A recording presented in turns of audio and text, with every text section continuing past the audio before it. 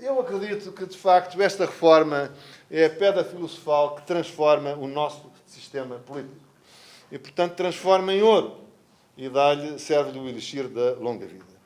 E isso acontece porquê? Porquê? Enfim, a pedra filosofal é um mito, mas aqui é uma realidade. Não é só a escolha do deputado nominal. Isso é muito importante, mas muda pouco em si. Muda pouco. É toda a cultura que muda por causa disso. É a designação do candidato nominal no partido, quer no que ganha, quer no que perca. Os que perdem também fazem o mesmo processo cultural. Eu prevejo que na primeira eleição, a seguir à adoção deste sistema, a abstenção em Portugal, que está a atingir níveis críticos, que cai para menos de 30%. À vontade. Não tenho dúvida nenhuma. Haverá um efeito de novidade, um apelo tal à participação, que haverá uma grande afluência. Isso vê-se nas eleições alemãs. É uma consequência, no meu entender, de não se ter feito a regionalização e ter destruído os distritos. É o que o país fez e criou um vazio na administração do país total e que deixa tudo ao Deus dará. Enfim, quando se fecha um hospital, fecha uma escola, fecha a agência da Caixa Geral de Depósitos, fecha não sei o quê, no princípio disso tudo, fechou o distrito.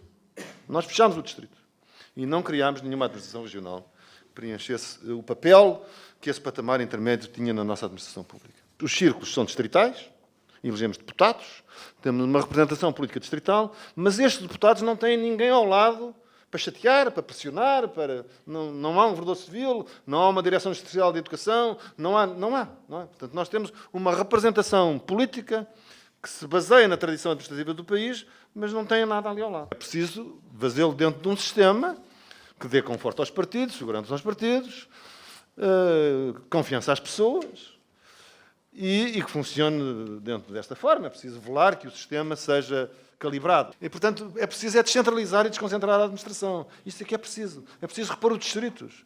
O que estamos a passar em Portugal é consequência de, durante 40 anos, nos últimos 40 anos, não temos nenhum patamar intermédio da administração pública. Não temos. É perfeitamente legítimo e útil e interessante discutirmos alterações do sistema eleitoral.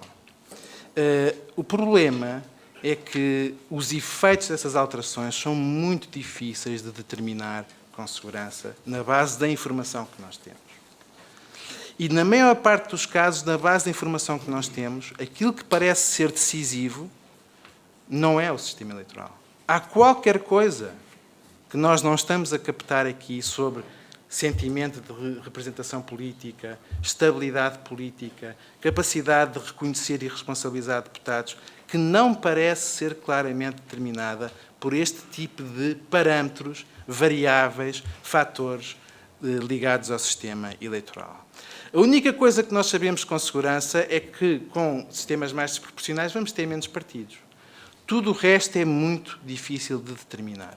A relação entre o sistema eleitoral e estas variáveis fundamentais não é de todo evidente de um ponto de vista empírico. E, portanto, eu não consigo aderir à ideia de que, pelo facto de adotarmos um sistema como o alemão, íamos ter a pedra filosofal que ia resolver estes problemas. Mas não é baseada sobre todos estes efeitos que o sistema eleitoral é suposto produzir.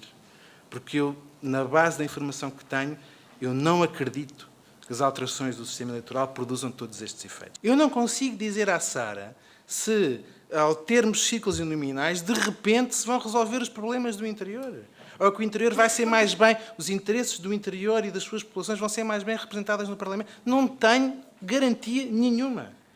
E, portanto, acho que não se pode partir para a mudança de algo tão fundamental como o sistema eleitoral nesta pressuposição de que eu sei que isto vai produzir este efeito. 6 meses depois ninguém se lembra em quem é que votou.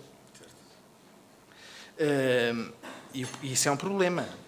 Isso é um problema, quer dizer, não nos impede, não é o que me leva a dizer não se pode fazer isso, mas é o que me leva a dizer a ideia de que isso aproxima os deputados dos eleitores e permite que os eleitores responsabilizem os deputados é um pouco questionada quando as pessoas nem sabem quem são os deputados. Eu não tenho a certeza de que as pessoas sabem bem qual é a diferença entre este mundo aonde vivemos hoje e aquele mundo onde vivemos para trás. Eu não sei se têm bem a noção do que é a diferença de ter que apresentar o passaporte em cada passagem de fronteira, onde quer que fosse, de mudar de dinheiro, de nos submetermos a controlos policiais e a controlos, de não podermos estudar para onde queríamos, de não haver Erasmus, de não haver toda a capacidade de olhar para o mundo muito maior a que a gente pertence. Eu acho que é nestas eleições crucial, tanto nas portuguesas como nas eleições europeias, e que é se queremos ou não queremos, se temos a certeza ou não temos, que queremos este mundo de liberdades na Europa, onde os países estão todos juntos a tentar fazer em conjunto alguma coisa e a ter uma voz que no mundo efetivamente possa contar, ou se queremos todos outra vez voltar aos tempos em que quem vinha de fora era estrangeiro, quem vinha de fora era estranho, quem vinha de fora eventualmente ameaçava ou quer que fosse. Aquilo que eu vos peço encarecidamente é que levem esta constatação que o mundo é muito melhor do que aquilo que foi há uns anos atrás. Muito melhor. A Europa é muito melhor. O nosso país é muito melhor do que aquilo que foi há uns anos atrás.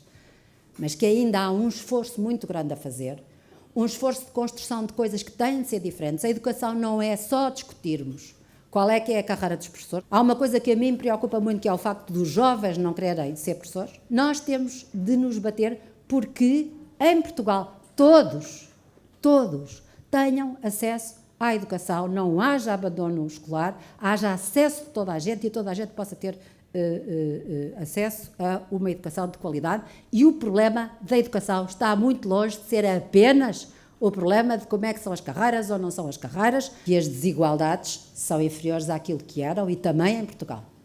Mas, atenção, não nos iludamos, porque o caminho da igualdade, em que também muitos de nós acreditamos e acreditamos, também ainda passa por uma série de garantias efetivas, nomeadamente na área dos direitos sociais, que estão longe de existir completamente. Não à complacência.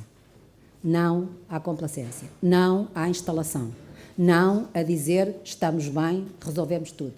Não a confundir os valores e os interesses que são os da maior parte das pessoas em nome de interesses de grupos ou de interesses setoriais ou de interesses de caráter corporativo, ou quer que seja. Portanto, aquilo que eu vos convido, todos, é a participarem, na medida das vossas capacidades, daquilo em que acreditam, a participarem mais. Nós precisamos de mais vozes a falar, precisamos de mais organizações na sociedade civil, precisamos de mais força nas instituições, precisamos de mais força nas empresas, precisamos de mais força da sociedade, que não é apenas o Estado, que é uma sociedade que precisa de um Estado forte, mas precisa de ser também uma sociedade forte.